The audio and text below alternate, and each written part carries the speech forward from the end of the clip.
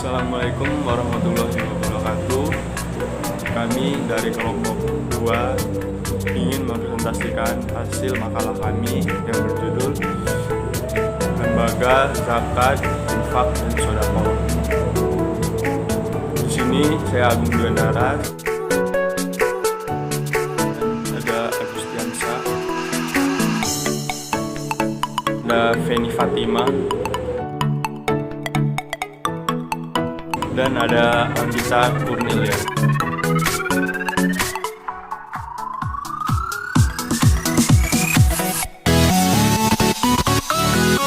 Pengertian zakat, infak, dan sedekah. Yang pertama, zakat merupakan harta yang dikeluarkan untuk membersihkan diri dan mensucikan diri, dan pada hakikatnya harta yang dikeluarkan tidak akan berkurang, melainkan akan tetap bertambah. Zakat dibedakan menjadi 2 jenis, yaitu zakat fitrah dan zakat mal. Yang kedua, infak, yaitu mengeluarkan sebagian harta untuk kepentingan yang diperintahkan oleh agama Islam. Dan zakat sendiri bisa dilakukan oleh semua orang, baik itu yang berpenghasilan rendah maupun yang berpenghasilan sempit. Dan yang ketiga, sedekah, yaitu pengeluaran harta benda yang bersifat tidak wajib, melainkan sunnah.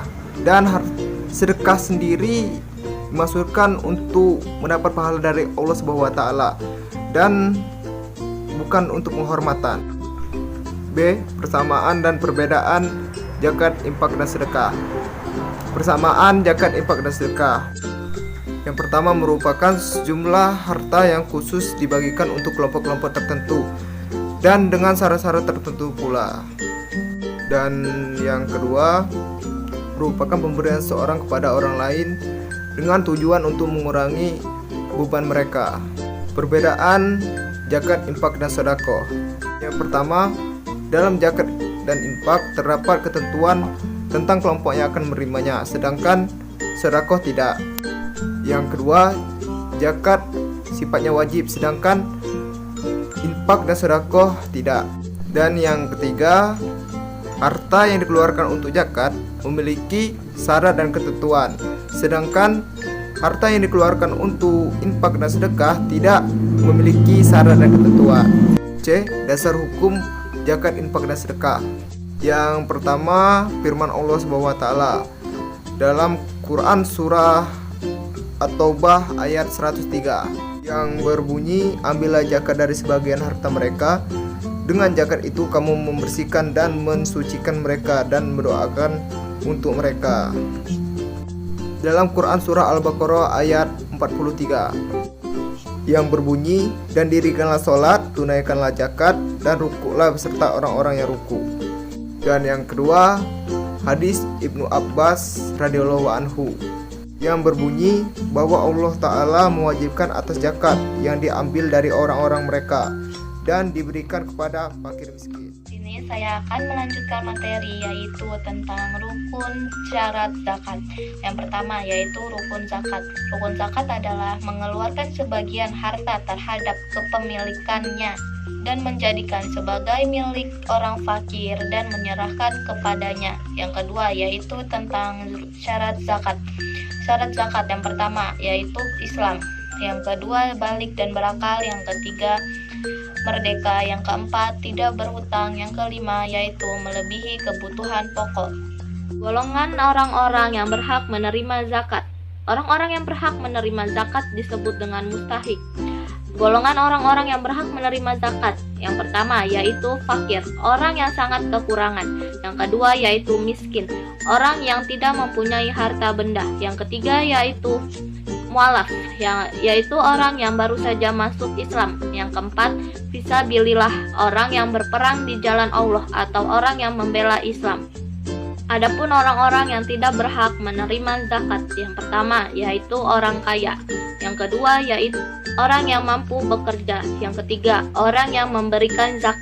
Materi selanjutnya yaitu Lembaga Zakat, Infak, dan Sodaqah. Badan resmi satu-satunya yang dibentuk oleh pemerintah berdasarkan keputusan Presiden Republik Indonesia nomor 8 tahun 2001, yaitu Badan Amil Zakat Nasional atau yang disebut dengan Basnas. Kemudian lahirnya Undang-Undang Nomor 23 Tahun 2011 tentang pengelolaan zakat semakin mengukuhkan peran Basnas sebagai lembaga yang berwenang melakukan pengelolaan zakat secara nasional. Nah, Basnas bersama pemerintah bertanggung jawab untuk mengawal pengelolaan zakat yang berasaskan pertama isyarat, yang kedua amanah, ketiga kemanfaatan, keempat keadilan, kelima kepastian hukum, dan keenam terintegrasi dan akuntabilitas. Untuk membantu Basnas dalam pelaksanaan pengumpulan pendistribusian, masyarakat membentuk lembaga amil zakat atau yang disebut dengan LAS. Pembentukan amil zakat ini harus mendapat izin terlebih dahulu dari menteri atau pejabat, dan kemudian keanggotaan Basnas itu sendiri terdapat 11 anggota dan 8 orang anggota dari unsur masyarakat seperti ulama, tenaga profesional, dan tokoh masyarakat Islam. Dan yang ketiga itu unsur dari pemerintah yang ditunjuk dari kementerian atau instansi yang berkaitan dengan pengelolaan zakat itu sendiri. Nah, visi Basnas itu sendiri menjadi pengelola zakat terbaik dan terpercaya di dunia. Sedangkan misi Basnas salah satunya yaitu mengoptimalkan pendistribusian dan pendayagunaan zakat untuk pengentasan kemiskinan serta peningkatan kesejahteraan masyarakat. Nah, fungsi Basnas yaitu menjalankan perencanaan, pelaksanaan, pengendalian pengumpulan, serta pendistribusian dan pendayagunaan zakat. Dan tidak lupa juga pelapor dan bertanggung jawab pelaksanaan pengelola zakat. Nah, tugas Basnas juga yang pertama menghimpun, mendistribusikan, dan pendayagunaan masyarakat. Yang kedua, memberikan rekomendasi pembentukan Basnas provinsi. Yang ketiga, meminta laporan pelaksanaan pengelolaan zakat. Nah, ada 4 program keunggulan Basnas itu sendiri. Yang pertama yaitu program Indonesia Takwa, yang kedua program Indonesia Cerdas, ketiga program Indonesia Sejahtera, dan keempat yaitu program Indonesia Peduli. Dan struktur organisasi Basnas dan lembaga amil zakat disusun berdasarkan kebutuhan spesifik masing-masing. Sistem manajemen zakat yang harus memiliki pilar utama yaitu amanah, profesional, dan transparan. Pengumpulan zakat, infak, dan sodako. Di dalam undang-undang yang disebutkan, ada 2 macam zakat yang harus dikeluarkan muzaki, yaitu zakat mal dan zakat fitrah. Untuk pendistribusian dana zakat, agar dapat menjadi dana yang dapat dimanfaatkan untuk kesejahteraan masyarakat, terutama untuk mengentaskan kemiskinan dan menghilangkan kesenjangan sosial, zakat, infak, dan sodako harus dilakukan dan dikelola secara profesional dan bertanggung jawab yang dilakukan oleh masyarakat. Hasil pengumpulan dana zakat berdasarkan skala prioritas kebutuhan mustahik dan dapat dimanfaatkan untuk usaha yang produktif. Kemudian materi selanjutnya yaitu potensi dana zakat, infak, dan sodako, dan partisipasi aktif masyarakat. Dana zakat, infak, dan sodako atau ZIS memiliki potensi yang sangat luar biasa. Sebagai ilustrasi, untuk Indonesia saja dengan penduduk muslim sekitar 225 juta atau 85% dari keseluruhan penduduk Indonesia yang berjumlah 250 jutaan jiwa. Dalam satu malam takbir, diperkirakan akan mampu mengumpulkan dana zakat fitrah sekitar 5,3 triliun rupiah. Belum termasuk dana zakat mal dan lain-lainnya. Berdasarkan riset Basnas, IDB, dan IPB, beberapa waktu yang lalu, potensi zakat Indonesia tahun 2011 saja bisa mencapai 217 triliun rupiah. Ini menunjukkan bahwa potensi zakat di Indonesia sesungguhnya adalah terbesar di dunia.